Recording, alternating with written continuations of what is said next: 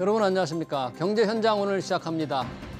국민의 건강과 생명을 지키기 위해서 의사 인력 확대는 늦출 수 없는 시대적 과제다. 오늘 오전 윤석열 대통령이 국무회의에서 한 발언입니다. 그 뜻에 따라 정부는 의대 증원 규모를 발표했습니다. 2,000명 늘리기로 했습니다. 2006년 이후 19년 만에 의대 정원을 늘리기로 결정한 겁니다.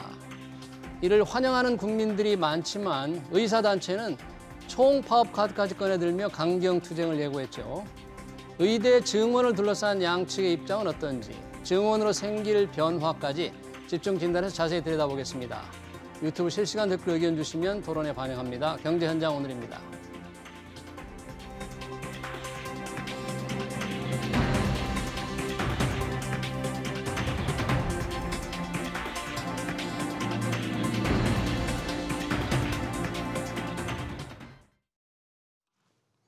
네, 의대 정원 논란 토론하기 위해서 두 분 모셨습니다. 이주열 남서울대 보건행정학과 교수, 허윤정 아주대 의과대학 외과학 교실 교수 나오셨습니다. 두 분 어서 오세요. 네, 반갑습니다. 네, 정부가 의대 정원, 논란이 많은 의대 정원 규모를 발표했습니다. 2025년 입학 정원 2,000명 늘리기로 했습니다. 그동안 논란이 앞으로도 계속될 텐데요. 의사 수가 워낙 부족하기 때문에 정부는 정원 확대가 불가피하다고 설명합니다. 2,000명. 과연 두 분 어떻게 보시는지 들어보고 싶네요. 자, 허윤정 교수님 어떻습니까? 발표가 났는데 의대 정원을 이제 올해부터, 그러니까 올해 입시부터 2,000명 늘리겠다. 어떻게 생각하세요?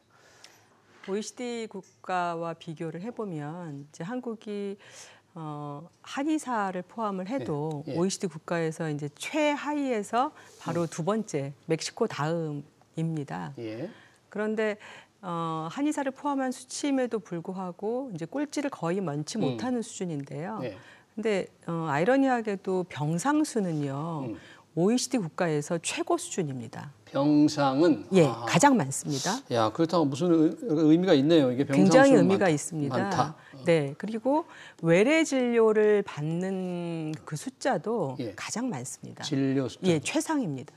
그 얘기는 무슨 뜻이냐면 의사 수는 다른 국가와 비교했을 때 가장 적고 의사 수는 적고. 예, 그런데 거기를 채우는 병상 수는 가장 많다. 그럼 상대적으로 누가 부족할까요? 의사 인력이 더 부족해지는 거죠. 의사 인력이 부족하다. 그러니까 다른 국가와 비교했을 때 병상이 더 많은데 거기 그 병상을 돌볼 수 있는 의사 수는 더 적다는 뜻입니다. 예. 불가피한 조치임에 틀림이 없는 그런 측면이 분명히 있다.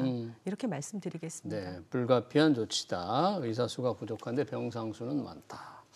이주열 교수님 보시기에 뭐 과연 의대 정원을 정부가 늘리겠다고 이제 방침은 발표했으니까 오늘 이제 2,000명으로 나왔잖아요. 네. 2,000명 듣는 순간 어떤 생각이 들었습니까? 저는 사실은 생각 이상으로 좀 깜짝 놀랄 만한 숫자라고 생각을 했고요. 저희가 그동안 대략적으로 이제 생각하기에는 500에서 1,000명 사이 정도가 아닐까라고 이렇게 추측들을 많이 했었습니다. 그 이유는 뭐 여러 가지가 있는데 그중에 대표적인 게 이제 의학 분업을 하면서 2000년도에 351명을 줄였습니다. 그래서 네, 그래서 2016년부터 현재 3,058명이 되고 있는데 이거를 이제 다시 복귀하는 거죠. 그래서 그 정도에다가 또 세월이 많이 바뀌었으니까 좀 덤으로 좀 더 하고 그리고 요거 부분과 플러스로 이제 지역 필수 의료 문제 때문에 이게 이제 의대 정원 문제가 논의가 되었기 때문에 지역 필수 의료 인력 확보라는 차원으로 보면은 좀 더 이제 인력을 더 확보해야겠다고 해서 맥시멈 1,000명 정도가 되지 않을까라고 예측을 했었는데 이번 오늘 발표에서 2,000명이라고 하는 숫자는 굉장한 숫자라고 할 수 있습니다. 그러니까 의사를 늘려야 된다. 의대 정원 확대가 필요하다고 생각하는 쪽에서 볼 때도 정부가 발표한 2,000명은 상당히 많은 숫자. 왜냐하면은 의과대학 협의회에서 의과대학 교육협의회에서 한 350명 정도를 제안을 했었습니다. 사실은 이제 교육을 하는 의과대학 학장님들 모임에서 그 제안은 실질적으로 좀 중요한 의미를 갖거든요. 그런 측면에서 봤을 때 지금 2,000명이라는 것은 굉장한 숫자가 되는 거죠. 네. 허윤정 교수님 아까 이제 의사 수가 부족하다, 병상 수가 많다는 말씀을 하셨는데 발표가 나기 전에도 오늘 아침에 벌써 이미 대한의사협회 의사단체 이제 상당히 핵심적인 단체인데 이미 뭐 이 정부 일방적 결정이다. 강경 투쟁을 하겠다. 의사 수가 부족하지 않다 이제 이렇게 주장을 했어요. 네. 그쪽 주장은 왜 의사 수가 부족하지 않다는 겁니까? 의료계의 주장의 근거는 크게 두 가지로 보여집니다. 의료계는 그간에 객관적으로 이제 OECD 국가와의 비교 이런 것들이 아니라 한국의 보건사회연구원이 추계했던 의사 수가 이렇게 부족하다라고 하는 그 근거치가 실제로는 신뢰하기 어렵다. 보건사회연구원의 네, 근거치가 보건사회연구원의 연구의 근거가 신뢰하기 어렵다라고 하면서 민사소송을 제기를 했습니다. 민사소송을. 네. 그리고 그렇게 얘기하면서 실제로는 의료의 접근성이라든가 아니면은 어떤 뭐 의사의 어떤 그 의료의 질이라든가 이런 여러 가지를 반영했을 때 객관적인 지표로 보기 어렵다라고 주장을 하고 있고요. 그다음에 이제 두 번째는 최근에 의사단체가 리서치를 한 게 있습니다. 한 4,000명 정도를 회원을 중심으로. 그래서 의사 정원의 확대에 찬성하냐 반대하냐 이런 설문에 근거해서 의사들에게 물어본 거죠? 그렇습니다. 그래서 대다수가 반대하고 있다라고 하는 것에 근거를 두어서 반대를 하고 있는 것이고요. 이제 그러니까 의사들을 대상으로 한 설문조사와 그다음에 이제 협회 안에 의료정책연구소가 있는데 거기에서는 이전에 보사연의 연구가 신뢰하기 어렵다라고 하는 그런 주장을 하고 있습니다. 그럼 호 교수님 보기에 그 보건사회연구원의 의사 부족 분석 자료가 좀 객관성을 결여됐다고 보십니까, 교수님? 그렇게 보기는 어렵습니다. 객관성이 좀 어느 정도 있다는 거예요? 왜 그러냐면 한국보건사회연구원이 그 연구만 하는 그런 조직은 아니고요.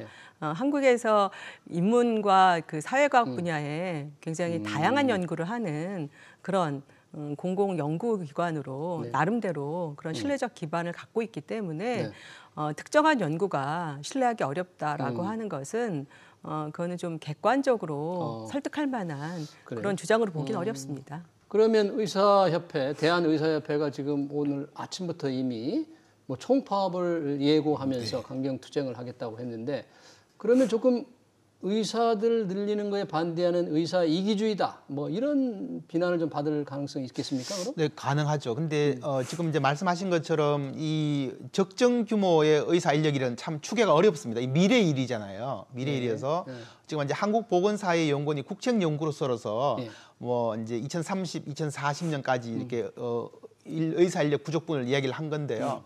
이건 각자 생각이 다르겠죠. 왜냐하면은 의사 인력을 추계할 때 다양한 공식을 사용하게 되는데 이 공식에 어떤 숫자를 쓰냐에 따라 좀 차이가 나고 그런 차이가 있습니다. 그래서 대신 이제 국민들, 이제 시민단체라든지 환자단체, 일반 소비자단체들의 의견을 보면은 의사 정원이 절대적으로 필요하다. 역시 필요하다. 뭐 80% 이상은 의사 정원돼야 된다라는 입장이었고요.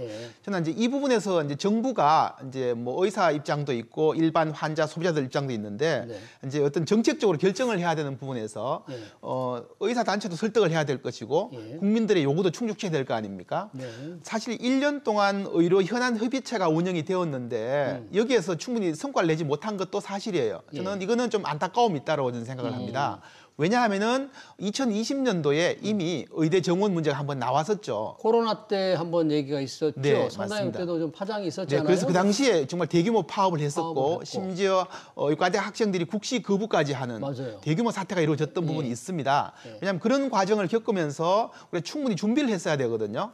그러지 않은 상태에서 다시 이 카드를 꺼내니까 지금 이게 이제 굉장히 혼란스러운 부분이 되었던 것도 사실입니다. 그래서 제가 보기에는 이제 이게 결국은 이제 정부가 어쨌든 2,000명이라고 하는 정책적 결정을 했으니까 이제 어떻게 풀어나갈 것인가 매우 중요하고요. 또 하나 더 중요한 것은 지역 필수 의료 인력을 확보하기 위한 방안이 좀 더 구체화돼야 되는데 지역의 부족한 인력과 특히 또 필수 맞습니다. 분야의 진료 인력, 인력을 확대하는 문제, 지역 필수. 제가 이제 하나 예를 들면은 제가 이제 충청도 지역에 우리 학교가 있는데 충남 지역에 대략적으로 이제 읍면동이 292개가 있습니다. 여기에 137곳의 병원이 없어요. 민간 의료기관이.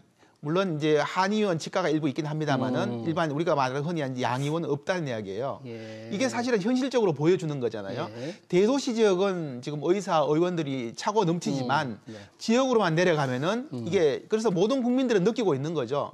이 의사 수가 절대적으로 부족하다라고 하는 부분들 네. 이 부분 때문에 국민들도 의대가 정원돼야 된다라고 동의를 하고 있는 부분입니다. 그러네요. 예, 그런 상황들이라고 예. 보시면 됩니다.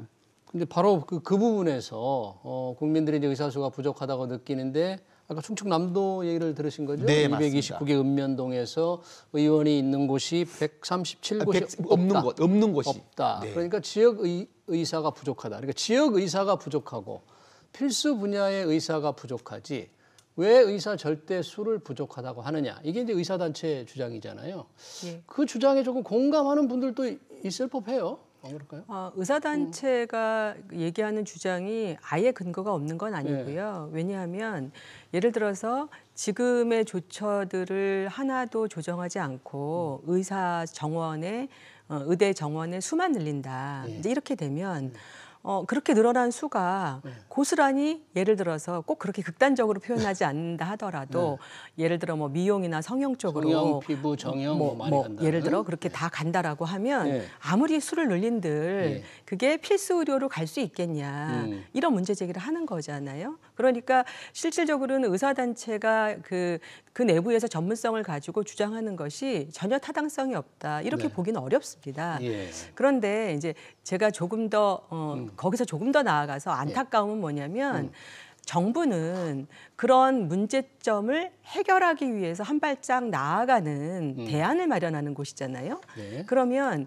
의료를 전담하고 있는 의사는 의료계의 가장 큰 전문가로서 아니다, 반대가 아니라 정부가 제안하는 이러한 해답이 문제가 있다면 그 문제를 해결하기 위해서 다른 솔루션을 다른 해답을 제공하기 위한 그런 노력들 이걸 조금 더 나서주는 모습을 만약에 국민께 조금 더 보여줬다면 의사들이 그렇습니다. 대안을 제시했다면 맞습니다. 아마 그 내부 안에서는 많은 대안을 제시했을 거라고 저는 생각을 합니다. 그러나 가시적으로 비친 것은 그렇게 보여지지 않았던 그런 모습들이 더 많이 보여졌기 때문에 정부가 제안하는 것이 아마 의사들이 봤을 때 100이 아니라 50 정도밖에 안 됐다면 반대가 아니라 80 정도까지 올 수 있는 어떤 대안 이런 것들을 좀 더 가지고 정부를 좀 더 전문가로서 견인하는 그런 안들을 가지고 협상을 조금 더 하는 모습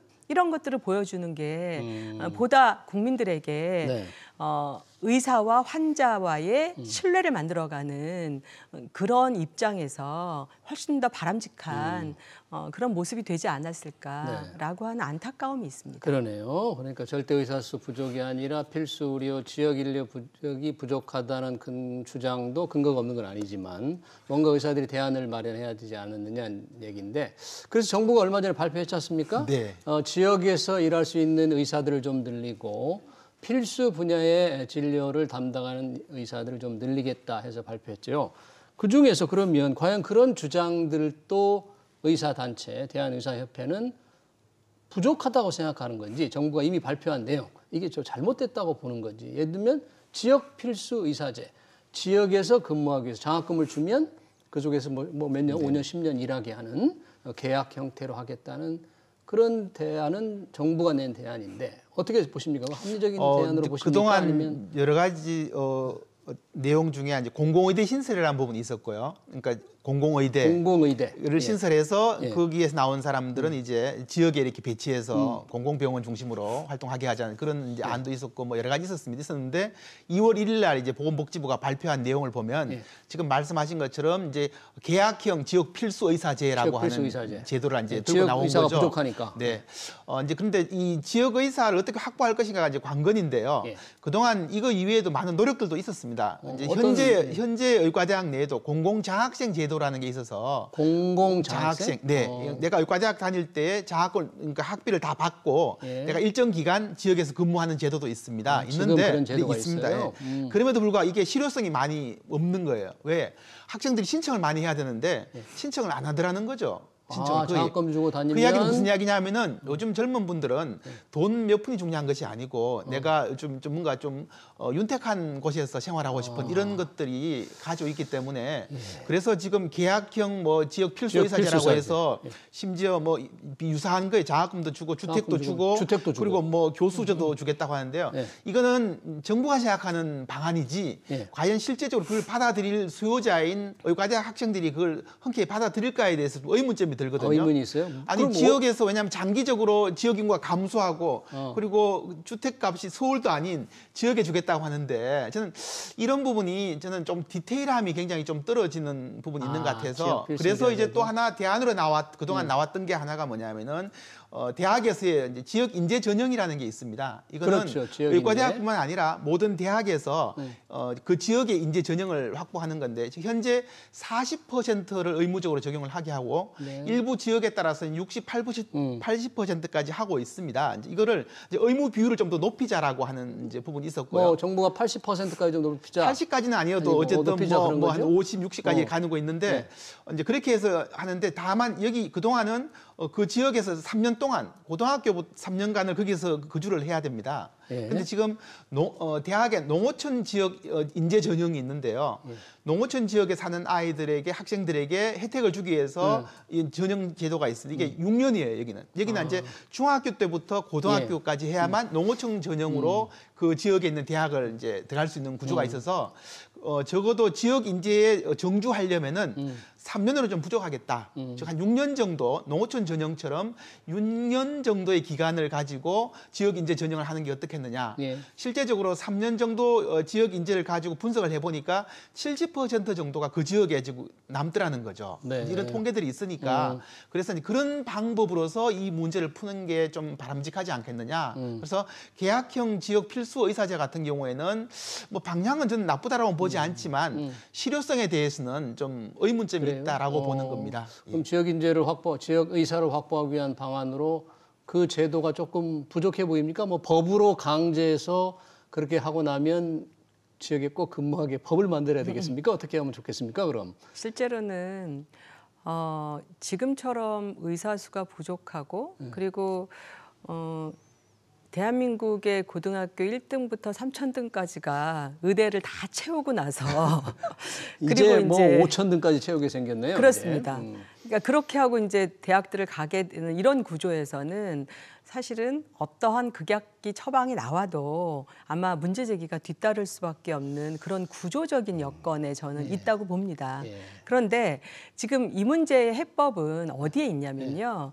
의사 수를 1,000명을 늘리느냐, 2,000명을 늘리느냐, 뭐 지역 의사제를 도입하느냐, 그다음에 공공수가를 주느냐 이게 아니고요. 우리 사회가 필수 의료의 지금처럼 의사가 부족한 이 상황을 국민들이 언제까지 견딜 수 있냐 이게 아니라 이것을 극복하기 위해서 모두가 동의하진 않지만 한 걸음이라도 나가기 위해서 진전을 하느냐 마느냐 저는 그 시점에 왔다라고 정부가 판단했다라는 것이죠. 그리고 그 문제는 100대 0의 문제가 아니라 선택의 문제가 아니라 반드시 해야 될 상황에 몰렸다. 맞습니다. 위기 상황, 절벽에 섰다. 예, 절벽에 섰습니다. 그런 거죠? 예, 지금 아까 충청도 얘기를 하셨는데 이제는 저 아래 대학 벚꽃이 피는 그 순서부터 그 지방 소멸이 되고 있는 그런 시점이잖아요. 그런데 의료는 그거보다 더 빨리 소멸하고 있는 그런 상황이다 보니까 이 인구 절벽에 맞추어서 의료도 더 빠르게 절벽으로 가는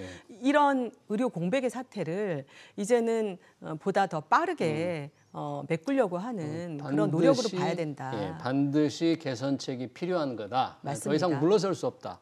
그러기 위해서 이제 필수 의료 분야의 인력 확대를 위해서 지난 2월 1일 보건복지부도 또 그 분야에도 내놨잖아요. 공공수가를 조금 필수 의료 분야 조금 올리고 사법적인 보호 조치, 의료 사고에 대한 걸 조금 강화하겠다. 그 대책은 어떻게 보세요? 저는 이제 정부가 가지고 있는 큰 방향은 맞다라고 보는데요. 근데 너무 이제 정부든 지금 대한의사협회든 상관없이 결국 기승전 수가 인상으로 가고 있는 부분은 좀 우리가 검토를 해봐야 될 부분인 것 같습니다. 그냥 예. 돈으로 다 해결할 수가 없는 부분들이 있는데 지금 다만 현재 우리나라 건강보험제도에서 행위별 수가제가 적용이 되고 있고 실제적으로 응급의료라든지 소아 뭐 기타 중증 관련해서 수가가 낮은 것도 사실입니다. 그래서 충분히 보상해야 될 부분은 맞고요. 예. 자 그러면은 이제 다른 부분이 또 이제 문제가 생기지 않겠습니까? 공공수가를 올리지 않는 부분? 네, 거기도 또 나름대로 불만이 있을 수 불만이 있으니까 생길 수 이제 있다. 이런 부분들이 있어서 저는 그래서 수가 인상은 이제 기본적으로 필요하고요. 저는 예. 그거는 뭐 지금 공공정책 수가가 됐든 뭐가 됐든 수가 인상은 필요한데 그 한 부분 땜질로서 해결할 수 없는 부분이 있어서 지금 우리가 전체적인 의료 전달 체계 개선 포함해서 예. 건강보험 전반에 대한 검토가 같이 이루어져야 되는데요. 이 너무 현안이 급박하다 보니까 여기 중심으로 너무 하나하나 제도적인 제안들이 나오는 부분은 조금 검토가 필요한 부분이라고 생각을 합니다. 종합적인 대책이 나와야 돼. 사실 지난 2월 1일 발표한 거 보니까 다양한 분야의 대책을 나열을 했어요. 예, 의사들이 어떻게 받아들일지는 모르겠습니다만 필요한 분야, 필수 의료 분야의 공공 수가를 인상하는 부분은 혹시 의사들 간에 조금 불만이 있을 수 있습니까? 아니면 올려야 합니까? 그 부분을? 공공수가를 도입하겠다고 하는 것은 실질적으로는 지금의 일반적인 수가 체계 안에서 특별하게 인센티브를 주는 구조를 가져가겠다라고 하는 건데 현재 우리는 행위별 수가를 취하고 있지만 이게 상대 가치거든요. 그러니까 상대 가치라고 하는 건 풍선 효과가 있습니다. 이쪽을 누르면 이쪽이 튀어오르는 이런 거라서 이쪽 수가를 높이잖아요. 그럼 상대적으로 다른 쪽은 낮아지게 되는 그러니까 총량이 하나로 정해져 있는 구조거든요. 아, 그래요? 예, 그대로 그렇습니다. 두고 이쪽으로 올리는 게 아니라 낮아질 수가 있어요? 네. 그러니까 저희는 이제 상대 가치를 취하고 있습니다. 상대 예, 가치로? 예. 그러니까 이게 이제 공공 수가를 도입하겠다라고 하는 것이 특별하게 거기다 더 얹어서 올려주겠다라고 하는 방식을 갖고 있거든요. 그런데 그렇게 되면 총 액수는 같은데 실질적으로는 다른 곳에서는 수가가 상대적으로 낮아지는 이런 구조를 갖고 있기 때문에 의료계 전체가 수가 문제에 있어서 동의하는 구조로 가는 거는 이거는 전체 파이를 키우기 전에는 동의하는 구조를 갖기가 굉장히 어려운 문제죠. 전체 파이를 키운다는 것은 우리가 건보에서 돈을 그 건보 지출 여력을 더 키워야 된다 그런 얘기입니까? 그렇습니다. 제가 아까 재정을 더 풍부하게 맞습니다. 만들어야 된다는 이 말씀을 드리기 위해서 아까 그 말씀을 드린 건데 결국 의사와 환자 간의 신뢰를 회복하지 못하면 건보의 큰 파이를 키우는 것은 불가능한 구조죠. 그러니까 저희가 이 문제를 근본적으로 해결하는 것은 그 바탕에 의사가 국민으로부터 신뢰를 받는 그것이 만들어져야 되고 이렇게 개별적인 정책 하나하나가 굉장히 중요한 문제지만 그것의 하나의 진전을 이루기 위한 단계로 인식하는 게 저는 굉장히 중요한 문제라고 봅니다. 네, 쉽게 풀 수 없는 다 연결이 돼 있어서 그런데 우리가 필수의료 하잖아요. 뭐 병원이 다 필수일 것 같은데 뭐가 필수 의료입니까? 우선 좀 사실은 이번에 이제 지역 의료는 좀 구분이 되는데 비수도권 지역 의료를 보면 되니까 필수 의료는 사실은 굉장히 범위가 애매모호합니다. 여기서 말하는 정부가 말하는 필수 의료는 어떤 분야예요? 그동안 정부도 사실 계속 이제 입장이 바뀌고 있는 것도 사실이고요. 최근 어디까지 바뀌었냐면은 건강보험 급여를 받는 거 다 필수 의료 아니냐. 그러니까 기본적으로 모든 의료가 필수라고 보는 그 지점까지 가 있는 것도 사실이에요.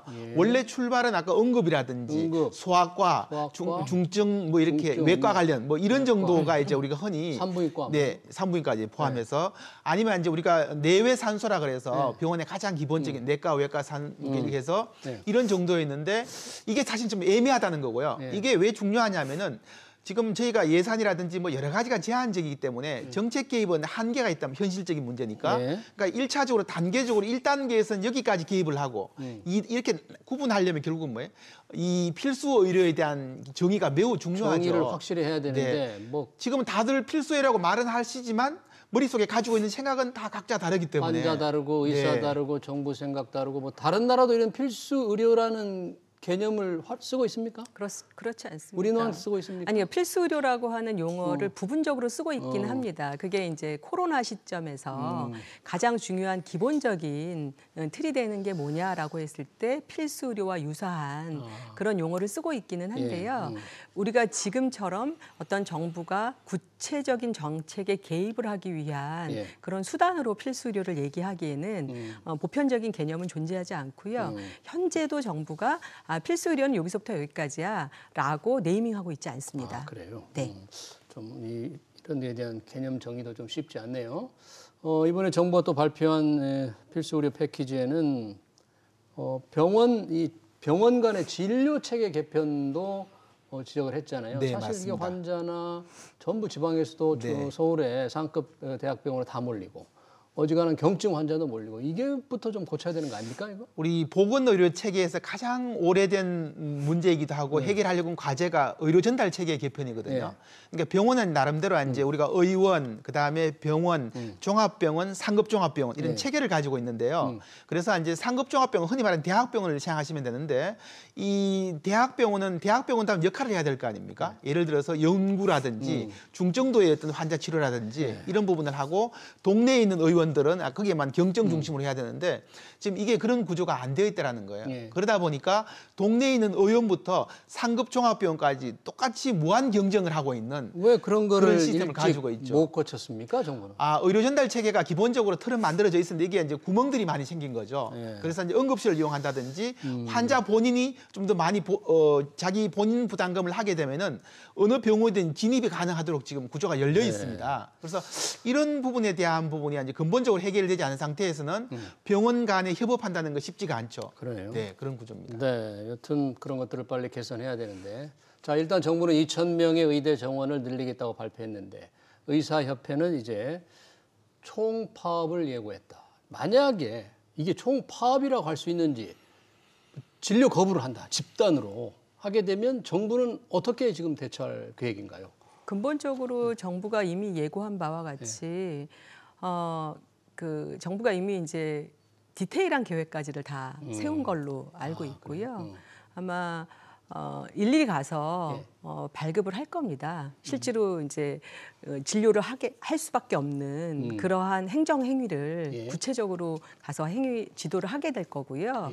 그런데 이제 제도적으로 보면 우리가 의료인들에게 의료 행위를 독점적으로 할 수 있는 법이 만들어져 있잖아요. 그러니까 일정 시간 동안에 의료 행위를 할 수밖에 없는 그런 행정 지도를 한다 하더라도 지금의 구조로 의사들이 집단적으로 파업을 하면 그거를 정부가 어떻게 지속적으로 대응할 수 있는 방법은 아마 존재하지 않기 때문에 집단 진료 거부를 할 것 같습니까? 대한의사협회에서? 지금의 의사협회 입장은 그렇게 하겠다라고 하는 것을 표명을 하고 있기 때문에 그럼 거의 의료 공백 심각한 문제가 그러니까 실제로 할지 여부는 그건 또 별도의 문제인 거죠. 그것은 실제로 할지 여부는 저는 의사협회가 보다 정부와 또 긴밀하게 협상할 수도 있는 그런 카드도 열려 있기 때문에 지금 단정하기는 어렵다라고 생각합니다. 그런 협상할 여지는 좀 있다. 물론 그렇게 생각합니다. 2020년 코로나 때 한번 그런 일이 있었잖아요. 네, 맞습니다. 진료 거부도 했고 국가시험도 보이콧을 했잖아요. 그 결과 그런데 뭐 별로 바뀐 게 없어요. 또 다시 한번 더 할 가능성이 있는 거 아니에요? 저는 이제 지금 말씀처럼 의사들이 파업할 가능성 굉장히 높고요. 그렇게 가능하지 않겠나 예측을 하고 이제 지금 2020년도에 그 당시에 의과대학 졸업생들이 국시도 거부했었고 그리고 전공의들도 굉장히 강한 파업에 동참을 했었죠. 근데 지금 세월이 흘러서 4년 정도 흘렀습니다. 그렇죠? 그럼 그 당시에 파업에 참여했던 의과대학생들, 전공의 학생들이 지금 의원에 가 있거나 아니면 전문의 과정에 있는 학생들입니다. 자, 그 이야기는 무슨 이야기냐 하면은 이미 파업을 성공적으로 자기들 나름대로 성취했다라고 생각할 거예요. 그래서 이번 제가 파업을 하게 되면 굉장히 강한 파업이 되지 않을까라는 예측을 합니다. 2020년에 국가고시를 거부함으로써 정부가 내세운 의대 정원이 정부가 물러났잖아요. 네, 맞습니다. 정부를 한번 무력화시킨 경험이 있으니까. 경험이 있다. 그래서 더 강하게 나올 것 같다. 네, 저는 그렇게 나오고 이제 정부도 이제 물러설 수 없는 사실은 굉장히 강한 카드 2,000명이라고 하는 정원을 내세웠기 때문에 심지어 이제 면허 취소 뭐 이런까지 강하게 나오겠죠. 결국은 그 피해는 고스란히 국민들이 안게 되지 않겠습니까? 그래서 이제 적절한 이제 중재가 필요한데 어디에서 이 노력들을 해야 될지가 이제 참 안타까운 일입니다. 그러면 우리 허 교수님께 짧게 한번 여쭤보고 싶네요. 협상의 여지가 있다면 어떤 부분에 좀 협상이 이루어져야만 이게 좀 그냥 대화가 될 것 같아요. 어떤 부분이 키가 되는 것 같아요? 지금 이제 의료계를 대표하는 게 의사 단체 이제 의협이라고 보여지는데 정부가 이번에 발표한 2,000명은 제가 최종 결론은 모르지만 의과대학으로부터 40개 의과대학으로부터 작년 11월에 정부가 조사를 했습니다. 예. 의대 정원을 얼마나 늘리면 좋을까? 그랬더니 제일 작은 수치가 2,151명, 제일 큰 수치가 2,738명이었거든요. 그래서 그 수치의 레인지 안에서 가장 작은 수 2,000명을 발표한 거예요. 그러니까 이제 우리가 의료계라고 하면 굉장히 다양한 목소리가 있습니다. 병원의 목소리가 있고, 의과대학의 목소리가 있고, 개원한 의사들의 목소리가 있고, 근데 지금 이제 대표하는 목소리는 의사협회라고 하는 개원이들의 목소리가 대표적인 목소리로 반영되고 있는 것이죠. 그런데 의과대학은 2,700명을 늘려주세요라고 하는 목소리가 실제로 존재하고 있는 것 아니겠습니까? 네. 그러니까 거기도 의료계의 목소리라고 할 수 있는 것이죠. 그러니까 저는 의료계의 이런 다양한 목소리들이 실제로 상존하는 그런 구조를 정부가 종합적으로 반영한 결과에 속한다. 예, 그렇게 보고 있다라고 보기 때문에 다양한 채널로 좀 협상이 가능하지 않을까라고 하는 희망. 알겠습니다. 네, 정부 의사수를 늘리기 위해서 의대 정원을 2,000명 늘리기로 하는 문제 관련 토론 여기서 마치도록 하겠습니다. 지금까지 이주열 남서울대 보건행정학과 교수, 허윤정 아주대 의과대학 외과학교실 교수였습니다. 너무 고맙습니다. 고맙습니다.